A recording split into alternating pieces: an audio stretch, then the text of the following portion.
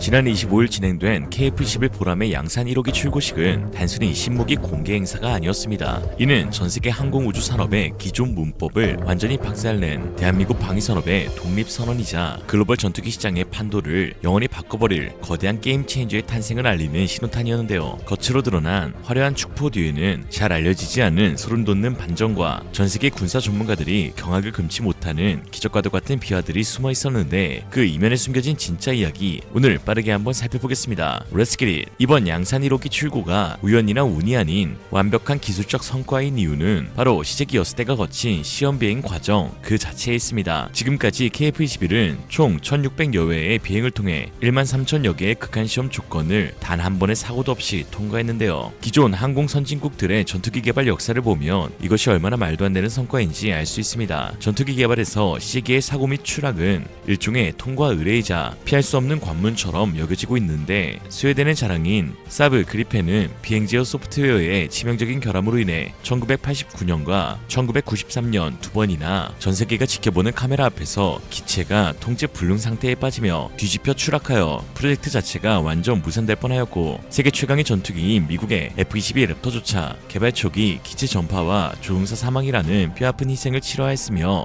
베스트셀러인 F-15 이글 역시 초기 비행에서 기체 프레임 구조적 결함으로 동체가 조종강나고 엔진이 멈추는 끔찍한 사고들을 겪었습니다. 심지어 현재 5세대 전투기의 표준인 F-35 역시 소프트웨어와 엔진 화재 문제로 끝없이 비행이 중단되는 수모를 겪었죠. 그러나 처음으로 초음속 전투기를 자체 개발한 대한민국은 이 모든 죽음의 구간을 무사히 넘겼습니다. 그것도 단순히 기체를 날리는 수준이 아닌 모든 고강도 테스트를 100% 무사고로 넘겼다는 데에 엄청난 의미가 있죠. 이번에 KF-21이 1600회에 실제 기동을 진행하면서 마주한 음수고 돌파할 때 기체가 산산조각 날 듯 떨리는 플리터 현상, 하늘 한가운데에서 의도적으로 비행기를 추락 직전까지 몰고 가는 저속 제어 불능 시험, 미사일을 쏠 때 발생하는 화염이 엔진으로 빨려 들어가 엔진이 꺼져버리는 플레임 아웃 현상을 완벽하게 제어했는데요. 이 과정에서 단 한 대의 기체 손실도 없이 시제기 6대가 마치 실전 배치된 전투기들처럼 톱니바퀴 맞물리듯 비행하여 데이터를 공유한 것입니다. 이것은 단순한 조종술의 승리가 아니라 대한민국 비행 제어 시스템 기술과 품질 관리 능력이 이미 세계 최고 수준에 도달했음을 입증하는 충격적인 결과이죠. 실제로 KF-21 경쟁 기종인 튀르키예의 칸은 그럴듯한 외형은 갖추었지만 아직 제대로 된 실전 기동 테스트조차 하지 못하고 그저 공중에 띄우는 수준이며 그마저도 수차례 설계 변경에 들어가고 있는데 이는 KF-21과 완벽히 대비되는 시점입니다. 사실상 새로운 항공기 개발에 있어 지연 사례는 너무나 허다한데 최근 미국 보잉의 T-7A 훈련기는 사출 좌석 문제와 소프트웨어 꼬임으로 다시 또 1년이 지연되어 2028년에나 개발이 완성될 예정으로 개발에만 12년 걸릴 것이라 하였고 인도의 테자스 MK2 역시 시제기 첫 비행이 또다시 2년 지연되며 테자스 프로그램 자체의 신뢰도를 크게 떨어뜨리고 있습니다. 인도는 약 40년 동안 테자스를 개발해 왔음에도 불구하고 아직 유의미한 수량을 실전에 배치하지 못했죠. 이에 미국의 군사 전문 매체 더워조는 이번 KF-21 양산 1호기 출고를 보며 그 개발 속도에 인상적이라는 표현을 넘어 비현실적이라고 평가했습니다. 특히 시제기 공개부터 양산형 출고까지 단 5년밖에 걸리지 않았다면서 극찬을 쏟아냈는데요. F-35A가 시제기 X-35 비행 이후 양산까지 11년이 걸린 것을 감안하면 KF-21은 2배 이상 빠른 속도로 개발된 것입니다. 이 미친 속도의 이면에는 단순히 한국인의 빨리빨리 정신만이 존재한 것이 아닌 누구도 시도하지 않은 영리한 설계와 최첨단 제조 혁신이 숨어 있습니다. 한국은 처음부터 F-35처럼 완벽한 5세대 스텔스기를 만들겠다는 오기를 부리지 않았습니다. 대신 에이사 레이더와 적외선 탐색 장비인 IRST, 전자광학 표적 추적 장비인 EOTGP, 통합 전자전 체계인 RF 제머 등 4.5세대 핵심 기술을 먼저 완벽히 구현하는 진화적 개발을 택했죠. 더욱 무서운 점은 제작 방식에 있습니다. 과거에는 수천억 원을 들여 실제 크기의 모급을 만들고 부수며 오류를 잡았는데요. 그러나 KF-21은 가상현실 속에 완벽하게 동일한 디지털 트윈을 만들어 개발 속도를 미친 듯이 끌어올렸습니다. 컴퓨터 시뮬레이션으로 수만 번의 공기 흐름과 부품 간섭을 미리 테스트해 조립 시 발생할 시행착오를 50% 이상 날려버린 것이죠. 여기에 대한민국 카이스트 휴노이드 로봇 연구센터 연구원들이 설립한 레인보우 로보틱스와 협력해 세계 최초로 전투기 동체에 수만 개의 구멍을 뚫는 작업을 협동 로봇에게 맡겼습니다. 사람이 비좁은 공간에서 낑낑대며 뚫어야 했던 리베카 볼트 구멍의 80%를 로봇이 오차없이 타공하면서 조립 시간은 1년 만에 절반으로 줄고 불량률은 제로에 가깝게 떨어졌죠. 이로 인해 현재 양산 5호기까지 벌써 동체가 95% 완성된 것으로 파악되었습니다. 그러나 사실 이번 양산 계획에서 가장 놀랍고도 도발적인 대목은 따로 있는데요. 바로 양산 1호기부터 5호기부터 6호기까지 초기 물량 전량을 조종사 2명이 타는 복좌형으로 생산한다는 것입니다. 일반적으로 전투기를 개발하면 성능이 극대화되고 가격이 싼 1인승 단좌형을 먼저 만들어 전선에 내보내는 것이 암묵적인 규칙인데요. 애초에 복좌형은 단좌형보다 공기역학적 설계가 훨씬 까다롭기 때문에 단좌형을 개발한 후에 복좌형을 개발하는 것이 일반적입니다. 그러나 한국은 복좌형과 단좌형을 동시에 개발하는 것도 모자라 신규 기체를 전량 복좌형으로 뽑는다. 이는 설계에 대한 엄청난 자신감이 반영된 것이죠. 한국이 이 관례를 깨버린 첫 번째 이유는 바로 압도적인 전력과 속도 때문입니다. 전투기가 아무리 좋아도 탈 사람이 없으면 고철이다 라는 철학하에 강릉기지가 아닌 기종전환 훈련의 메카 예천 제16 전투비행단에 KF-21 양산기를 먼저 보내는데요. 후방석에 교관을 태우고 베테랑 조종사들을 숨쉴 틈 없이 KF-21 요원으로 탈바꿈시키겠다는 전략이죠. 하지만 진짜 소름돋는 이유는 따로 있습니다. 이 복좌형 6대는 미래 전장을 지배할 유무인 복합체계와 전자전기의 표준체계가 된다는 건데요. 미래의 공중전은 조종사 혼자서 다 할 수 없습니다. 앞좌석 조종사가 적기와 피말리는 교전을 벌이는 동안 뒷좌석에 앉은 무기 관제사는 함께 출격한 가오리-X 무인 스텔스 편대들을 마치 스타크래프트 유닛처럼 조종하며 적의 방공망을 유린하게 되는 거죠. 한마디로 단순 교육용이 아니라 미래 전투기의 핵심이다. 또한 이번에 영상으로 공개된 KF-22 2세 에스코트 제모 모델, 즉 한국형 그라울러 전자전기를 운용하기 위해서도 전담 장교가 탑승할 복좌형 기체는 필수적인데 국산 대레이더 미사일과 제모포드를 장착하고 적의 레이더를 목통으로 만들 기체의 베이스가 이미 깔린 것입니다. 나아가 내부 무장창과 컨포멀 센서를 갖춘 5.5세대 완전 스텔스기 KF-21EX로 진화하기 위한 뼈대 역시 이번 양산기를 통해서 증명되었죠. 특히 KF-21 양산기는 시제기와 설계 일치율이 무려 99%에 달하는데 튀르키예카는 1호 시제기가 문제가 많아 2호기 설계를 통째로 바꾸는 동안 한국은 시간과 수조 원의 예산을 아끼며 이미 5.5세대를 향해 질주하고 있는 것이죠. 그러나 외신들이 중요하게 여기는 부분은 따로 있는데 바로 카이의 연간 생산 능력입니다. 현재 KF-21 연간 20대, FA-50 연간 30대 수준인데요. 이 역시도 준수한 수준인데 이를 머지않아 2배로 확대, 1년에 KF-21 40대, FA-50 60대를 찍어내겠다는 발표를 하였습니다. 이는 글로벌 전투기 시장에 큰 파장을 일으키고 있는데 현대 전투기 시장은 공급자 우위에 끔찍한 병목 현상을 겪고 있기 때문이죠. 미국 F-35나 프랑스 라팔을 사려면 돈을 싸들고 가도 7년에서 10년을 기다려야 합니다. 그러나 동유럽 취전선이나 중동 국가들처럼 당장 내일 전쟁이 날지도 모르는 나라들은 10년을 기다릴 수 없다는 반응이죠. 한국의 빠른 납기는 실제 수주까지로 이어질 정도로 많은 부분을 차지하는 것도 현실이고요. 한국은 계약 후 3-4년 내 인도라는 압도적인 스피드를 통해 시장을 폭격할 준비를 마쳤습니다. 이러한 대량 생산을 통한 규모의 경제는 또 부품 단가도 낮춰 기체 가격과 유지보수 비용을 수직으로 떨어뜨리는데 4세대 가격으로 5세대에 근접하는 4.5세대 전투기에다가 납기일마저 3분의 1 수준으로 짧다 말 다 했습니다. 이로써 하나 증명된 사실은 하이급과 로우급을 동시에 100대 규모로 3년에서 5년 내에 묶어서 팔 수 있는 나라는 지구상 대한민국이 유일하다는 것이죠. 특히 이번 양산 1호기 출고식을 통해 드러난 또 다른 반전은 바로 인도네시아의 외통수인데요. 공동개발국이라는 타이틀을 빌미로 끝없이 목리를 부렸던 인도네시아는 이번 양산 1호기 출고 직전까지만 해도 KF-21 대신 미국 F-35EX를 사야 한다며 배부른 투정을 부리다 정작 기체가 완성되고 F-15EX 판매가 불발되자 반응이 급 돌변하였습니다. 인도네시아 매체 존나 자카르타는 KF-21 양산 1호기가 성공적으로 출고되었는데 이는 16대를 구매하기로 한 인도네시아에 좋은 소식이다라며 자축하는 총극을 벌였습니다. 그러면서 한국은 KF-21 보람의 16대를 인도네시아에 판매해 수조원의 이익을 얻게 될 것이라며 사업 진행이 한국에 더 좋다고 나불대고 또 인리 반둥에 위치한 PTDI 시설 단지에는 KF-X, IF-X 프로그램을 위한 특별 경락고도 마련해 놓은 상태에 현재 16대 도입을 위한 한국의 금융 지원을 모색 중이라고 하였습니다. 심지어 인리 국방부 에드윈 아드리안 수만타 준장은 6천억 원의 분담금으로 전투기 설계, 제작, 날개, 꼬리, 항공기 후방, 일부 부품, 무장 및 센서용 파일런, 어댑터 제작, 최종 조립, 비행시험, 재인증 수행 능력을 모두 기술 이전받게 될 것이라는 뻔뻔한 희망사항을 늘어놓았는데요. 누구나 그럴듯한 계획은 있겠죠. 단 처맞기 전까지 수십조 원의 가치가 있는 대한민국의 피땀 어린 항공기술을 껌값에 날로 먹으려는 심산이었지만 우리 정부와 군은 자비를 보이지 않고 있습니다. 3월 25일 출고된 양산 1호기 기체 어디에도 인도네시아 국기는 없었는데 드디어 시제기에서 완성기로 거듭난 모습이었죠. 인리 국기라는 결함이 사라지니 묵은 채증이 다 내려가네요. 더욱 노골적인 메시지는 공군의 공식 양산 홍보 영상에서 나왔습니다. 조종사가 기체에 탑승하는 장면에서 절묘한 각도로 인도네시아 국기가 있던 자리를 가려버린 것인데요. 단순한 해프닝으로 보기에는 너무나 의도적이었는데 돈을 내지 않은 자에게는 단 하나의 기술도 영광의 자릿수도 내어주지 않겠다는 단호한 선포이죠. 있죠. 인니 분담금이 없으면 기치가 완성되지 못할 것이라는 인니식 협박에도 불구하고 KF-21은 100% 대한민국 주권과 기술 통제권 아래 놓인 완전한 국산 전투기로 태어났음을 의미합니다. KF-21 보람의 양산 1호기를 통해 대한민국이 더 이상 선진국들이 짜놓은 판에서 떡고물을 주워먹는 팔로워가 아님을 증명했습니다. 단 한 번의 사고도 허용하지 않는 치밀한 엔지니어링, 상식을 뒤엎고 미래의 전자전과 무인기 지휘를 내다본 복저형 우선 생산에 미친 결단력, 전세계 시장을 씹어먹을 연산 40대라는 압도적 인프라, 그리고 기술 도둑들을 가차없이 쳐내는 냉혹한 주권 행사까지 KF-21은 그 자체로 대한민국 방산의 무서운 진화인데요. 다가올 9월 실전 배치와 함께 대한민국의 보라매가 전세계의 하늘을 어떻게 정복해 나갈지 그 가슴 벅찬 비행은 이제 막 시동을 걸었을 뿐입니다. 오늘의 한 줄 평, 흐린 눈 하면 있니? 제대로 보니 중국.